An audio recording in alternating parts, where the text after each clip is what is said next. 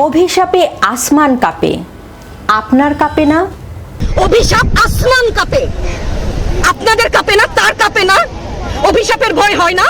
2024 সালে জুলাইয়ে ঢাকা বিশ্ববিদ্যালয়ের শিক্ষক সাইমা ফেরদৌসের এই একটি বাক্য কাঁপিয়ে দিয়েছিল পুরো রাষ্ট্রযন্ত্রকে। সেই আসমান আজও আছে, সেই অভিশাপের আর্তনাদ আছে, সেই মৃত্যুর মিছিল আজও আছে, শুধু থেমে গেছে প্রতিবাদ।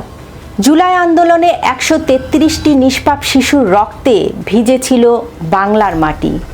সেই শোকের আগুনে দগ্ধ হয়ে পতন ঘটেছিল শেখ হাসিনা সরকারের।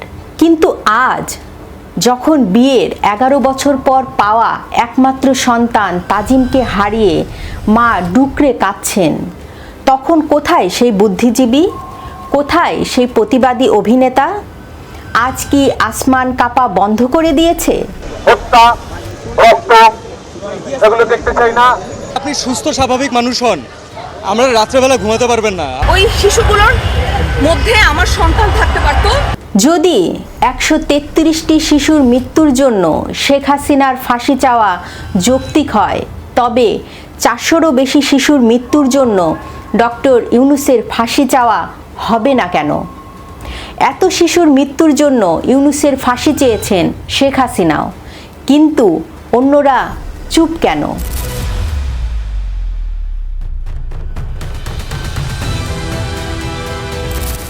দু সালের জুলাই প্রকাশ্যে কোটাবিরোধী আন্দোলন, কিন্তু অন্তরালে চলছে সরকার উৎখাত করার পরিকল্পনা। ওই আন্দোলনে প্রাণ হারিয়েছিল 133 জন শিশু। প্রথম আলোর অনুসন্ধান বলছে, নিহত 133 শিশুর মধ্যে 4 থেকে 12 বছর বয়সী 11 জন, 13 থেকে 15 বছর বয়সী 39 জন এবং 16 থেকে 17 বছর কিশোর ছিল 83 জন। এদের মধ্যে 117 জনই ছিল সরাসরি গুলিবিদ্ধ। কেউ বাসার ছাদে খেলছিল, কেউ বা বারান্দায় দাঁড়িয়ে দেখছিল বাইরের অস্থিরতা। সে সময় কাদের গুলিতে শিশুদের মৃত্যু হয়েছিল তার তদন্ত হয়নি। তবুও এত শিশুর মৃত্যুর দায় তৎকালীন আওয়ামী লীগ সরকার এবং প্রধানমন্ত্রী শেখ হাসিনা এড়াতে পারেন না। যদিও একটি বিচার বিভাগীয় তদন্ত কমিটি গঠন করেছিলেন শেখ হাসিনা, কিন্তু 5 আগস্টে গণ অভ্যুত্থানের পর সেই বিচারিক প্রক্রিয়া মুখ থুবড়ে পড়ে। সেই সময় আমরা দেখেছি এক অভূতপূর্ব সংহতি। সে সময় ঢাকা বিশ্ববিদ্যালয়ের শিক্ষক সাইমা ফেরদৌস প্রতিবাদ করে শেখ হাসিনার উদ্দেশ্যে বলেছিলেন, অভিশাপে আসমান কাঁপে, আপনাদের কাঁপে না? অভিনেতা মোশাররফ করিম বলেছিলেন, আমরা রক্তপাত চাই না, শান্তি চাই, আমাদের আর ঘরে বসে থাকার মতো অবস্থা নেই। অভিনেত্রী শবনম ফারিয়া প্রার্থনা করেছিলেন রাজনীতি নামক অভিশাপ থেকে মুক্তির। শিল্পী, সাহিত্যিক, শিক্ষক সবাই রাজপথে নেমেছিলেন।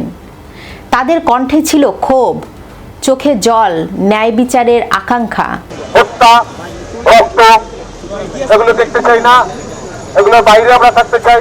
আপনি সুস্থ স্বাভাবিক মানুষ হন, আমরা রাত্রেবেলা ঘুমাতে পারবেন না। আমার কানে এখনো বাজে যে কারো পানি লাগবে।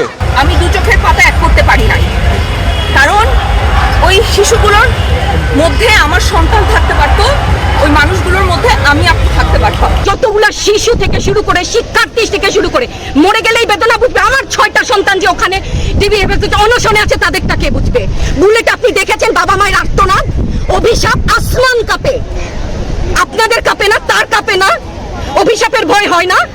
5 আগস্টের পর দৃশ্যপট বদলে যায়। শেখ হাসিনা সরকার পতনের পর উড়ে এসে জুড়ে বসেন ডক্টর ইউনূস। ক্ষমতায় বসে বিদেশ সফর, নিজের নামে মামলা প্রত্যাহার, ট্যাক্স মওকুফ, ব্যবসা প্রতিষ্ঠান চালুসহ নানান সুযোগ সুবিধা নিতে ব্যস্ত হয়ে পড়েন। আর আমেরিকা এবং পাকিস্তান যা বলেছে তাই করেছেন। সেই চট্টগ্রাম বন্দর, সেন্ট মার্টিন কিংবা বিমান কিনা, সাধারণ জনগণের প্রতি তার ছিল না কোনো দায়বদ্ধতা। অবশ্য না থাকারও যথেষ্ট কারণ আছে। তিনি তো জনগণের ভোটে নির্বাচিত হয়ে ক্ষমতায় বসেননি। তাই দেশের সাধারণ মানুষ কেমন আছে, কিভাবে তাদের সমস্যা থেকে মুক্তি দিতে হবে সেসব নিয়ে তার কোনো মাথা ব্যথায় ছিল না, যার খেসারত এখন দিচ্ছে ছোট ছোট শিশু আর তাদের বাবা মা। নিশ্চয়ই আপনি ফারজানা ইসলামের কথা জানেন। বিয়ের দীর্ঘ 11 বছর পর তার কোল আলো করে এসেছিল ফাইয়াজ হাসান তাজিম। গত 22শে এপ্রিল মাত্র 8 মাস 18 দিন বয়সে তাজিম মারা যায়। কারণ হাম, যে রোগটি শেখ হাসিনার আমলে দেশ থেকে প্রায় নির্মূল হয়ে গিয়েছিল, সেই রোগে 11 বছরের অপেক্ষার পর পাওয়া সন্তান হারিয়ে গেল সরকারের দায়িত্বে থাকা রাষ্ট্রনায়কের অবহেলায়। আজ ফারজানার ফেসবুক প্রোফাইলের নাম তাজিমের আম্মু রয়ে গেছে, কিন্তু তাজিম নেই। এমন গল্প শুধু ফারজানার একার নয়, একই শোকের গল্প শত শত মায়ের। জুলাইয়ের মৃত্যু ছিল বুলেটের, আর এখন মৃত্যু হচ্ছে অব্যবস্থাপনায়। বাংলাদেশের জনস্বাস্থ্য খাতের অন্যতম সফল উদ্যোগ ছিল টিকাদান কর্মসূচি, কিন্তু ডক্টর ইউনূসের সরকার এই খাতে এক ধরনের স্থবিরতা তৈরি করে রেখেছে। 42,000 কোটি টাকার বাজেট থাকা সত্ত্বেও সময় মতো টিকা কেনা হয়নি। স্বাস্থ্য বিভাগের দায়িত্বে থাকা উপদেষ্টা নূরজাহান বেগমের বিরুদ্ধে উঠেছে লুটপাটের অভিযোগ। নিজের চিকিৎসার জন্য তিনি বিদেশ গিয়েছিলেন, অথচ দেশের শিশুরা টিকা না দেওয়ার কারণে হামের মতো রোগে প্রাণ হারাচ্ছে। জুলাই আন্দোলনে 133টি শিশুর মৃত্যুর জন্য যদি শেখ হাসিনাকে ফ্যাসিস্ট আখ্যা দিয়ে দেশ ছাড়তে হয়, তবে আজ টিকা না দিয়ে পরিকল্পিতভাবে 400রও বেশি শিশুকে হত্যা করা হলো। তার দায়ভার ডক্টর ইউনূসকেই নিতে হবে। এখানে জন্ম নেয় সবচেয়ে বড় প্রশ্নটি, শেখ হাসিনার আমলে শিশুদের মৃত্যুতে যারা আসমান কাঁপিয়েছিলেন, অথচ ডক্টর ইউনূস তার চেয়েও কয়েক গুণ বেশি শিশুর মৃত্যুর কারণ। কিন্তু আজ তারা নীরব। কেন আজ মোশাররফ করিম কিংবা শাবনাম বলছে না আমাদের আর ঘরে বসে থাকার অবস্থা নেই? তাহলে কি শেখ হাসিনার বিরুদ্ধে কথা বলার জন্য বিদেশি শক্তি, বিশেষ করে আমেরিকার বিনিয়োগ ছিল? কোটি কোটি ডলার খরচ করা হয়েছে একটি নির্দিষ্ট ন্যারেটিভ তৈরির জন্য। কিন্তু আজ ডক্টর ইউনূসের ব্যর্থতা নিয়ে কথা বলার জন্য কেউ ডলার দিচ্ছে না। আর তাই কি আমাদের বিবেক আজ চিরনিদ্রায় শায়িত? আমাদের প্রতিবাদ কি কেবল ডলার নির্ভর? সম্প্রতি দায়মুক্তির এক অনুষ্ঠানে ভার্চুয়ালি যোগ দিয়ে সাবেক প্রধানমন্ত্রী শেখ হাসিনা এক চাঞ্চল্যকর তথ্য সামনে এনেছেন। তিনি সরাসরি ডক্টর ইউনূসকে খুনি হিসেবেও অভিযুক্ত করেছেন। শেখ হাসিনা অভিযোগ করেন, ইউনিসেফ থেকে সরকারকে চিঠি দিয়ে সতর্ক করা হয়েছিল, দ্রুত টিকা না কিনলে দেশে বড় ধরনের বিপর্যয় নামবে। কিন্তু ইউনূস সেই চিঠিতে পাত্তা দেননি, কারণ ইউনিসেফের মাধ্যমে টিকা কিনলে কোনো কমিশন পাওয়া যেত না।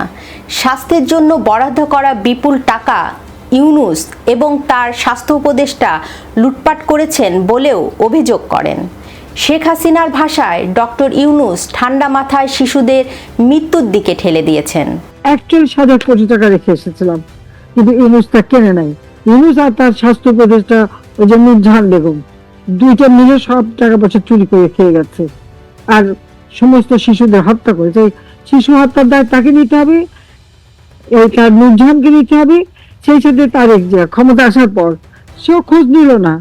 যদি 133 শিশুর মৃত্যুর জন্য শেখ হাসিনার ফাঁসি চাওয়া যৌক্তিক হয়, তবে 400রও বেশি শিশুর মৃত্যুর জন্য ডক্টর ইউনূস এবং স্বাস্থ্য উপদেষ্টা নূরজাহান বেগমের বিচার কেন হবে না? অবহেলা আর বুলেট দুই তো প্রাণ কেড়ে নিয়েছে। গণতন্ত্র মানে শুধু ক্ষমতার পরিবর্তন নয়, গণতন্ত্র মানে প্রতিটি জীবনের হিসাব দেওয়া। ডক্টর ইউনূস হয়তো মেটিকুলাস ডিজাইন করে একটি আন্দোলনকে সফল করেছেন, কিন্তু সেই ডিজাইনে যদি সাধারণ মানুষের জীবন বিপন্ন হয়, তবে সেই সাফল্যের সার্থকতা কোথায়? আমরা কোনো দলের পক্ষ নিচ্ছি না, আমরা পক্ষ নিচ্ছি সেই মায়েদের যারা কোল খালি করে কবরের পাশে বসে আছেন। আমরা প্রশ্ন তুলছি সেই ব্যবস্থার বিরুদ্ধে যা মানুষের জীবনের চেয়ে ক্ষমতাকে বড় করে দেখে। আজ সময় এসেছে আয়নার সামনে দাঁড়ানোর। আমাদের প্রতিবাদ কি দলকে দেখে হবে, নাকি আমাদের প্রতিবাদ হবে অন্যায়ের বিরুদ্ধে? তাজিমের মায়ের চোখের জল আর জুলাইয়ের শহীদ শিশুদের রক্তের রং কি আলাদা? আসমান কি আজও কাঁপছে, নাকি আমরা আমাদের বিবেককে বধির করে ফেলেছি? উত্তরটা আপনাদের কাছে রইল। লিখুন আপনার মতামত, ভিডিওটি শেয়ার করুন, লাইক দিন, সম্ভব হলে চ্যানেলটি সাবস্ক্রাইব করুন। এতক্ষণ সঙ্গে থাকার জন্য ধন্যবাদ।